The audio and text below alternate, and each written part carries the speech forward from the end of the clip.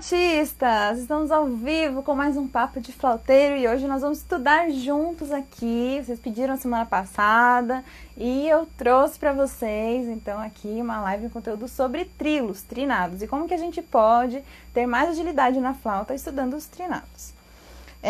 Então, às vezes eu vou dar uma olhadinha aqui, que eu tô com o meu roteiro, então se eu olhar para o lado é porque eu tô lendo minhas anotações para não esquecer de nada, tá bom? Vou tentar colocar aqui num lugar que vocês possam acompanhar o exercício comigo também, quando a gente for fazer o exercício, tá? Para vocês entenderem o que eu quero dizer. Bom, então a live de hoje vai ser sobre trilos, né? Ou trinados, vocês escolhem o nome, é a mesma coisa. Ah, vocês estão conseguindo me ouvir bem? Porque hoje estou aqui com os equipamentos novos. Então, só me dá um ok se vocês estão conseguindo ouvir bem, senão eu vou falar, e aí eu não sei se vocês vão estar ouvindo, né? Imagina se eu tô aqui palestrando sozinha. Bom, deixa eu começar aqui. Realmente sumiu, mas vai carregando aqui enquanto isso. O arquivo. Beleza. Bom, então vamos lá entender primeiro o que é trilo, né? O que é isso? Para quem nunca ouviu falar de trilo, trinado, vamos entender primeiro o que é isso, né? Então, os trilos ou trinados são ornamentos que a gente coloca na música para embelezar, para deixar a música mais bonita. Ah, o pessoal dando ok aqui. Obrigada, gente, obrigada. Legal. Então, ele embeleza a música, né? Ele traz uma beleza, um ornamento de ornamentar, né? E na flauta a gente usa muito disso, né? Então, quando a gente vai tocar, por exemplo, às vezes os compositores querem colocar lá uns passarinhos, né?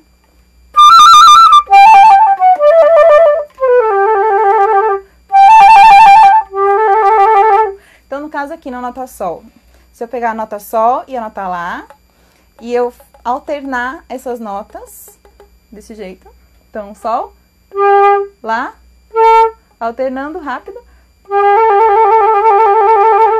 esse é um trilo, trinado. Então, assim, qualquer pessoa, qualquer flautista que já tenha um domínio de sonoridade, que já tem que conhecer no mínimo 2 notas, né, para conseguir fazer um trilo, já consegue começar a estudar os trilos, os trinados, para desenvolver agilidade na hora de tocar. Porque quando a gente estuda os trilos, a gente vai falar sobre o porquê, né, de estudar esses ornamentos.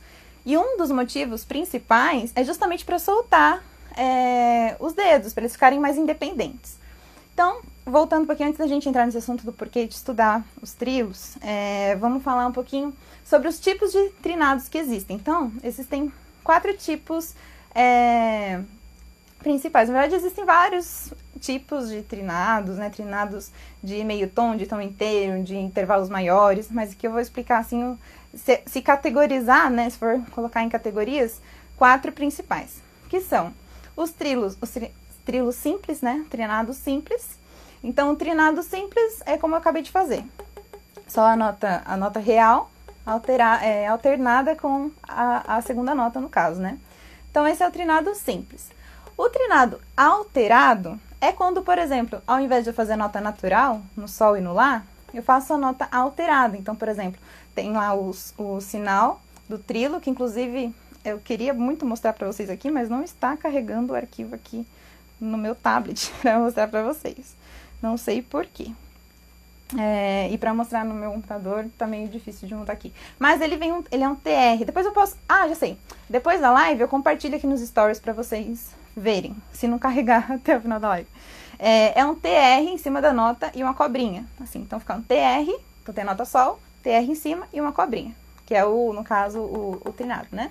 E aí essa cobrinha fica durante toda a extensão da nota, né? Ou o TR, se tiver só o TR, a gente faz essa alteração, essa alternância das notas durante todo o período da nota. Então, se a nota tiver 4 tempos, a gente vai fazer durante os 4 tempos, tá? Então, a gente tem o simples que eu falei. Agora, o alterado seria esse TR com um sustenido, por exemplo, ou um bemol, e em cima, ao lado do TR. Então, por exemplo, vamos supor que tinha lá a nota Sol, TR e um sustenido. Para quem sabe, sustenido é aquela hashtag, né? E aí a gente altera a nota ela fica alterada. Sustenido meio tom acima. Então, no caso, vai ficar Sol, Lá sustenido.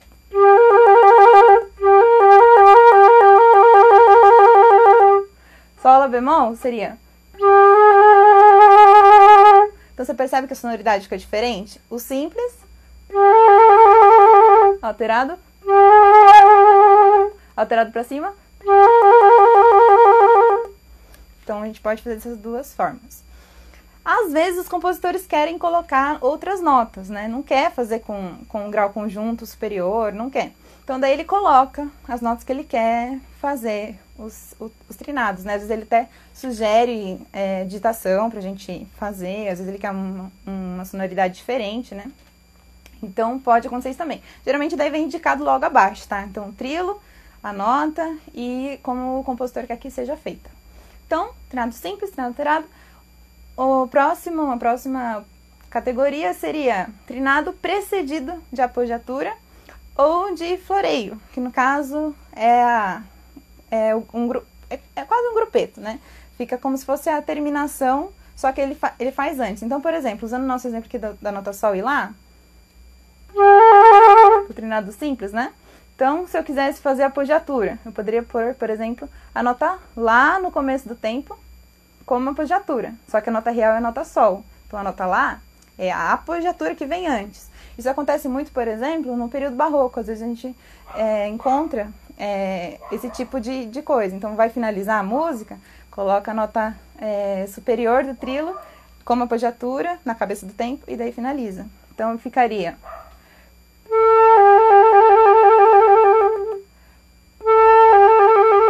Ao invés de...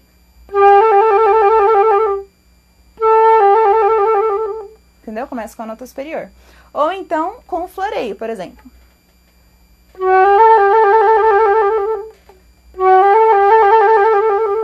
Tô fazendo aqui em Sol maior, né? Fá, Sol, Lá, Sol. Então o trilo vem depois desse floreio de Fá, Sol, Lá. É como se fosse um outro ornamento, tá? Então depois a gente pode fazer uma outra live sobre os outros tipos de ornamento. Então, tem esse outro tipo, que é o precedido de apogiatura ou floreio. E aí tem a última categoria, que é trinado sucedido de terminação ou de apogiatura. Então, no caso, fazer esse mesmo floreio no final.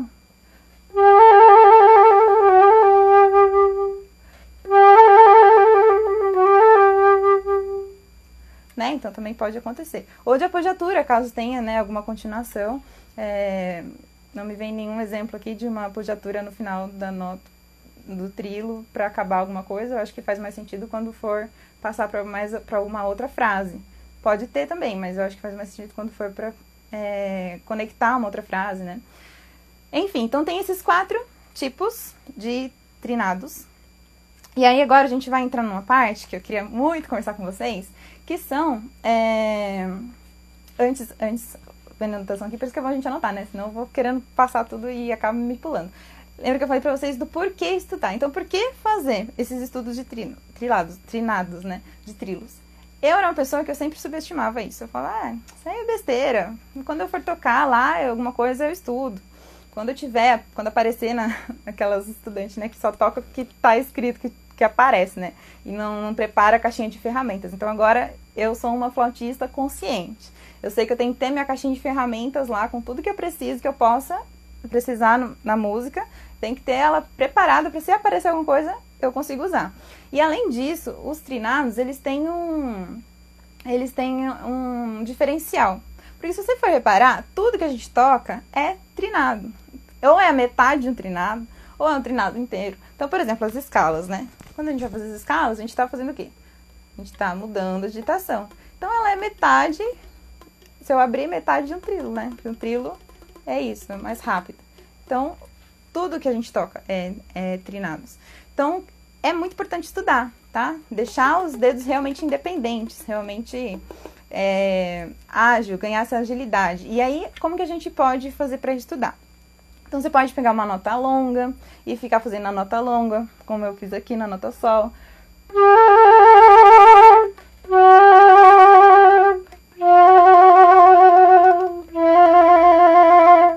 Então, você pode escolher uma escala, por exemplo, Sol maior, Mi menor, e vai fazendo na nota longa.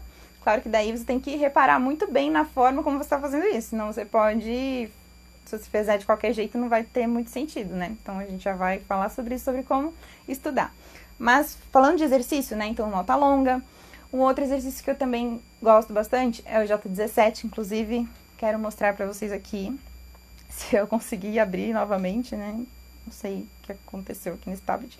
Mas, enfim, se vocês puderem, põe lá no Google, Tafanel, Gobert, método de flauta.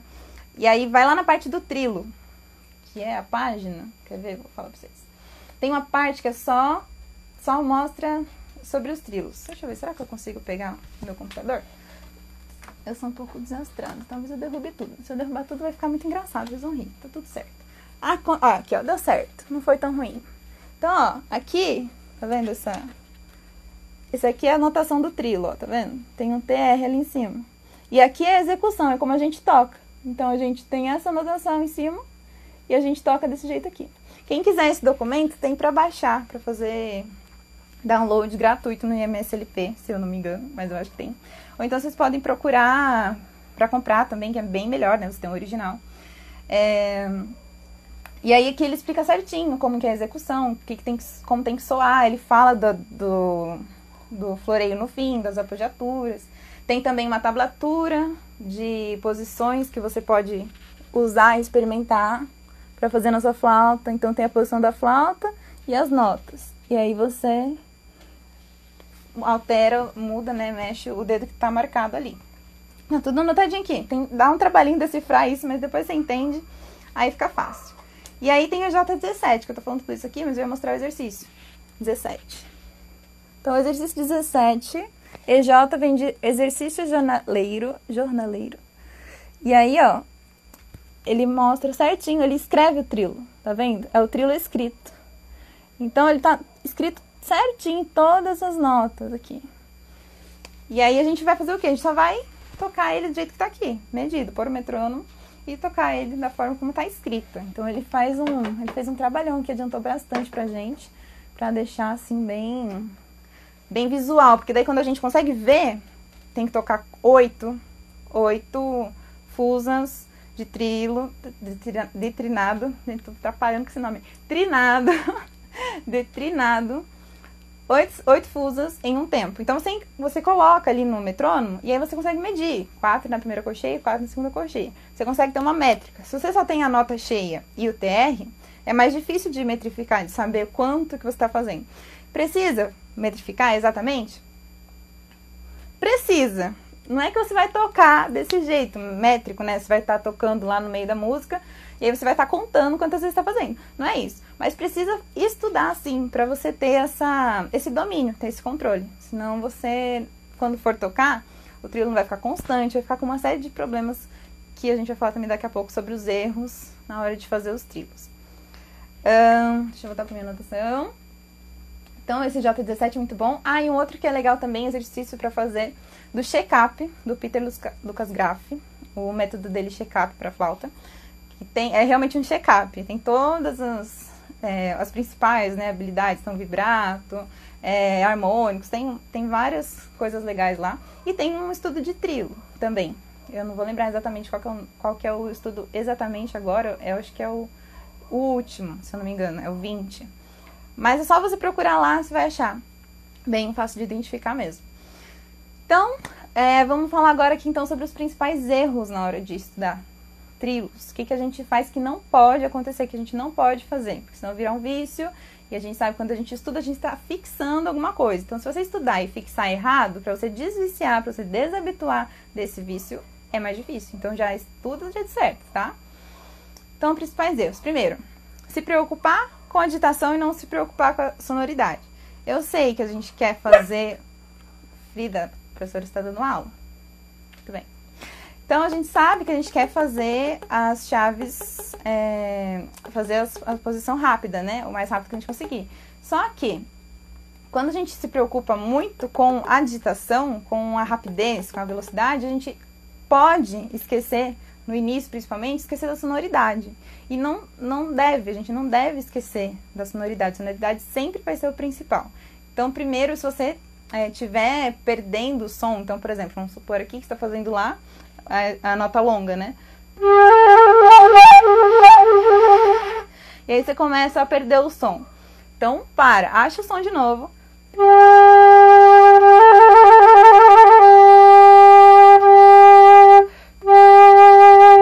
Você tem que achar o som para você colocar o vibrato, o trilo, ele é um ornamento, ele vem em cima do som. Se o som, a base não tá legal, o trinado não vai sair legal. Então, realmente tem que ter a sonoridade legal, bem formada, bem sólida.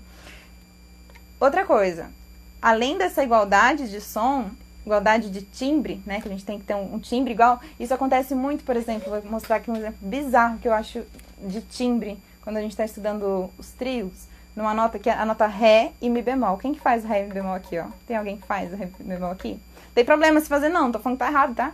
Eu só tô falando que eu acho essa posição, esse Mi bemol aqui, experimenta agora, se tiver com a flauta aí, experimenta e me fala o que você vai achar. Compara essas duas opções que eu vou dar pra vocês e vê qual que fica melhor na sua flauta. Mas na minha, essa posição aqui, fica um som de lata aqui, meu Deus.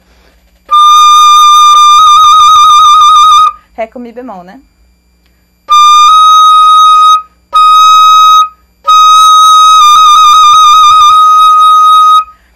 Tá afinado, só que tá com um som de lata, tá um som de harmônico. Isso, tá um som de harmônico. De lata ficou um pouquinho agressiva, né? Estou um pouco agressiva hoje. Lata não, mas com som de harmônico. Dá pra ver que não é um som real. Agora experimenta fazer aqui, ó, Ré. E aí a segunda espátula, tá vendo? Tem a primeira, a segunda. Aqui, ó, com o dedo 4, tá, gente? Por favor, nada de fazer com o dedo 2 aqui, ó. Dedo 4, tá bom? Então, ó, Ré.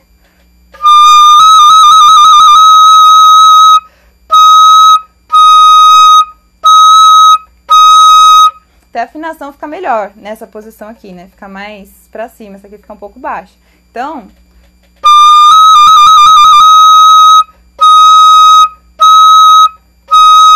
essa aqui tem que dar uma corrigidinha de afinação. Mas mesmo assim, de timbre, eu não sei se pra vocês conseguem perceber, mas aqui, a minha impressão é que essa posição aqui, ela é muito mais presa, sabe? E essa aqui, parece que soa bem melhor, soa mais aberto, mais projetado. Então eu gosto muito mais dessa posição. Mas aí é questão de gosto e de você ver e avaliar na sua flauta se pra você ficar melhor com a posição, né? Tem uma outra posição que essa realmente não dá pra usar. Pelo menos eu nunca vi alguém conseguindo afinar essa posição aqui. Eu acho difícil. E afinação é outra coisa que a gente tem que se preocupar lá na nossa sonoridade. Então, constância de som, de timbre, igualdade, né? Igualdade de timbre. E igualdade de afinação também. Afinal, os trilos têm que ser afinados, tá? Então, falando da posição que não funciona, assim, que realmente essa é bem mais difícil de funcionar. Não sei se tem alguma flauta. Você tem que fazer muita malabarismo aqui pra ficar resolvendo e não tem necessidade, já que tem outras posições que funcionam melhor, né? Que é tocar nessa primeira espátula aqui. Então toma cuidado. Sabe como você pode estudar? Você pode ver se tá desafinado ou se não tá? Põe afinador. Então pega lá o Mi real, né? Pegou a nota Mi bemol, aí você vai para as posições alternativas.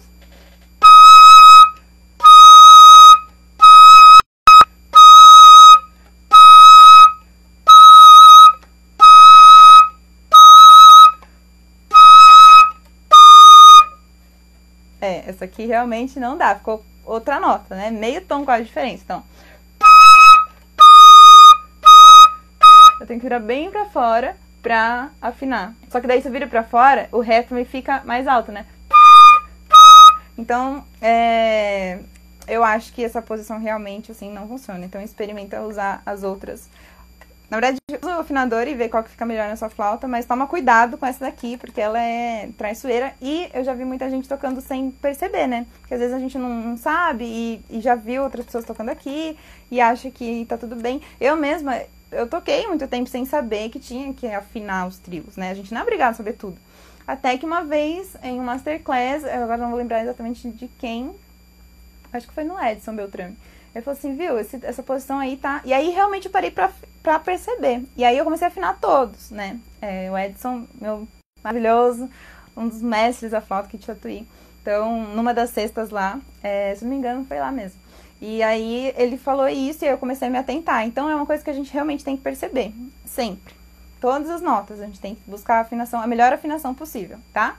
Então já dei essa dica aqui de não usar essa espátula principalmente nessa mudança do Ré pro Mi bemol. beleza? Ótimo. Então a gente já sabe que tem que afinar, já sabe que tem que manter o timbre das notas. Inclusive aquele estudo que eu falei pra vocês de fazer a nota real, depois a nota do trilo, ajuda bastante a arrumar o timbre também. Você consegue abrir mais a boca e conseguir encontrar uma sonoridade melhor. Então faça esse estudo também, tá? De comparar o harmônico do trilo com a nota real, para você encontrar um harmônico de qualidade. Ótimo, então esse foi o primeiro erro, não prestar atenção na sonoridade. O segundo, não prestar atenção na rapidez, na constância da velocidade. Então, quando a gente for estudar, por exemplo, o EJ17, que tem lá 8 fusas bonitinhas, né, por tempo, você tem que fazer 8 fusas bonitinhas por tempo.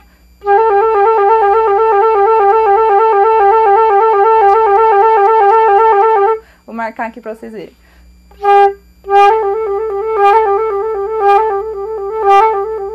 Então eu dei uma marcada aqui na primeira para dar uma percebida melhor no grupo de 8, né? Então, taca, taca, taca, taca, taca, taca, taca, taca, taca, taca, taca.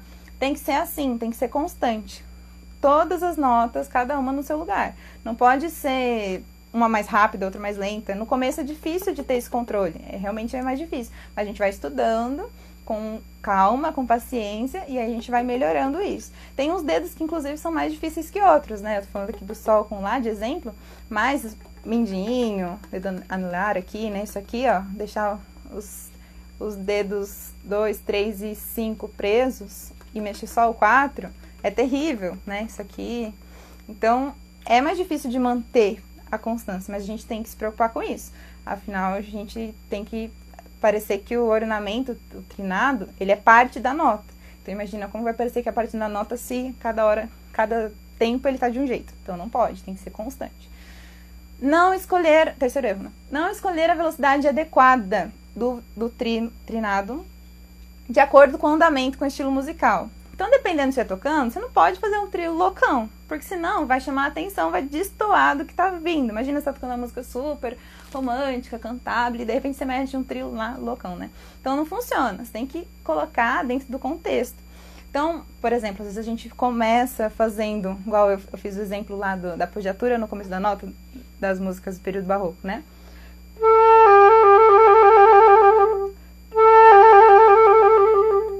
Então, às vezes você começa um pouquinho mais lento e depois você vai na velocidade ideal, né?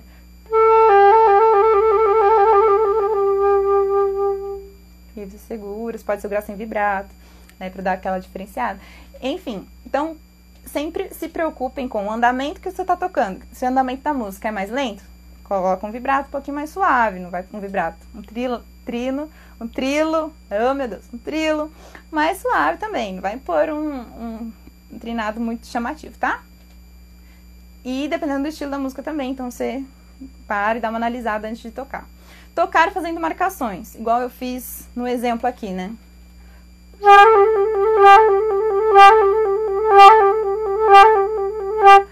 Tá constante? Tá constante, velocidade tá igual. Mas eu tô acentuando primeiro, pra mim, porque eu quero saber onde tá o tempo. Você pode estudar assim pra você entender onde que tá cada grupinho. Mas você não deve tocar desse jeito quando estiver valendo. Então, quando você for estudar, você pode fazer assim pra você entender, pra você organizar o trilo.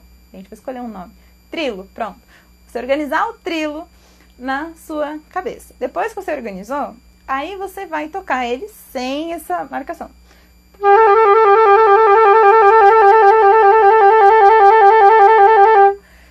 Me ajuda muito a pensar em direcionar o ar. Então, se você pensa em direcionar o seu ar, não dá pra uma sair mais alta, mais forte que a outra, porque você tá mantendo a pressão do ar, né? A velocidade do ar. Beleza. Deixa eu ver. Outra coisa aqui. Então, a não ser que o compositor queira. Se o compositor quiser que você faça um vibrato, um trilo meio doido, aí você faz. Mas, assim, realmente tem que ter essa constância, tá? Outro erro, estudar sem metrônomo. Gente, não dá pra estudar trilo sem metrônomo. Não dá, tá? Não dá. Vocês têm que entender. Primeiro, pelo menos até você entender, você conseguir ter autonomia pra você ouvir e saber que tá regular, que tá afinado, que tá com sonoridade legal, que tá no tempo certo, que tá agrupado adequadamente. Até você conseguir entender tudo isso, assimilar tudo isso junto, porque é fácil fazer, fácil, né? É mais fácil fazer independentemente. Então, focado no som, focado na constância, focado na velocidade. Você consegue separar. Agora, juntar tudo isso, aí fica mais difícil. Então, até você conseguir juntar tudo isso, use o metrônomo para você ficar independente. Eu faço metrônomo até hoje. Então, assim, eu acho que é muito melhor controlar mesmo, dominar esse movimento, para quando eu for fazer, eu ter isso fácil, assim, eu conseguir saber o que eu preciso fazer. Não precisando do metrônomo, não usando o metrônomo, mas eu usei tanto que já está ali na minha memória auditiva. Então, eu acho que é isso, deixa eu ver. Como estudar. Então, estudar o IJ17, por exemplo. Eu vou fazer um pedacinho dele aqui com vocês. Não sei se vai dar pra vocês ouvirem meu metrônomo. Tá dando pra ouvir o metrônomo? É bem baixinho, né? Mas eu vou tentar fazer só uma partinha pra vocês entenderem e aí vocês estudarem sozinhos, tá?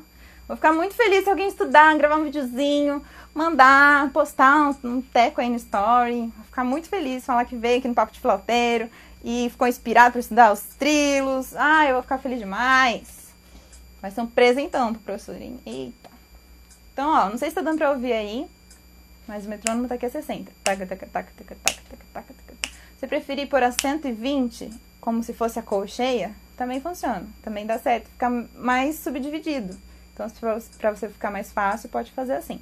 Vou fazer 60 aqui. Então, primeiro você pode fazer acentuando a primeira. Taca, taca, taca, taca, taca, taca. Ou então até solfejando antes de tocar para você entender como que é o ritmo. Então, taca, taca, taca, taca, taca, taca, taca, taca, taca, taca, taca, taca, taca. Aí na nota Ré e Mi, né?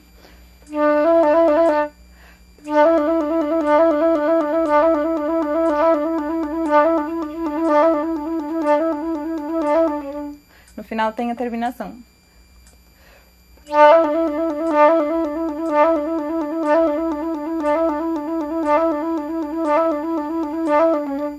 Estudou assim? Marcou, entendeu? Aí você tira a marcação, né?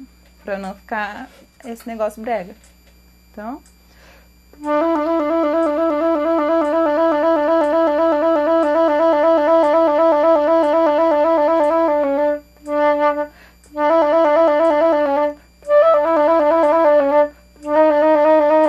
E ele vai fazendo por toda a extensão da flauta, tá? É uma delícia. Você sai desse exercício aqui tocando assim, com os dedos leves, que é uma pena.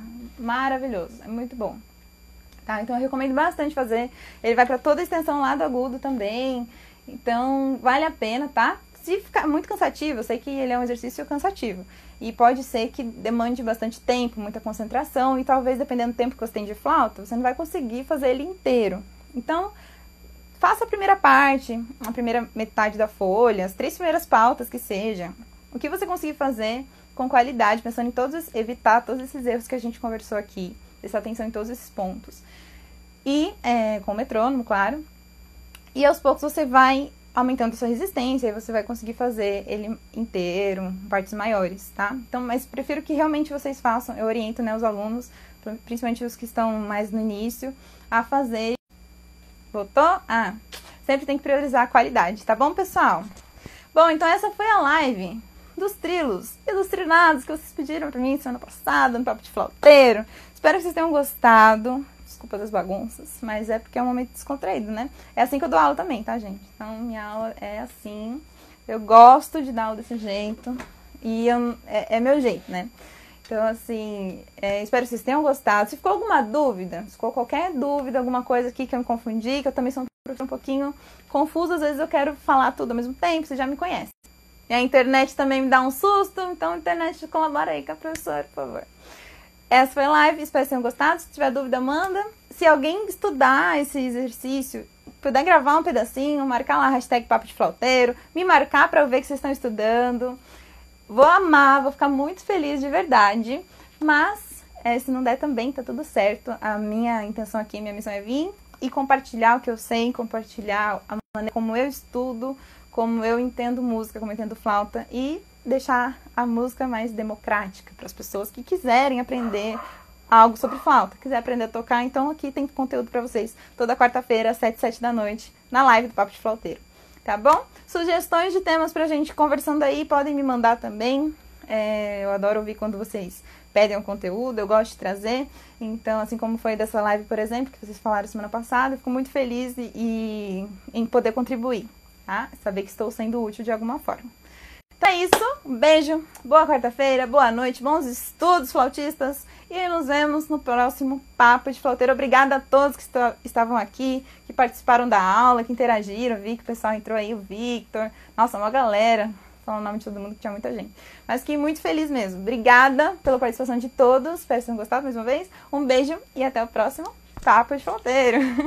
Tchau, tchau!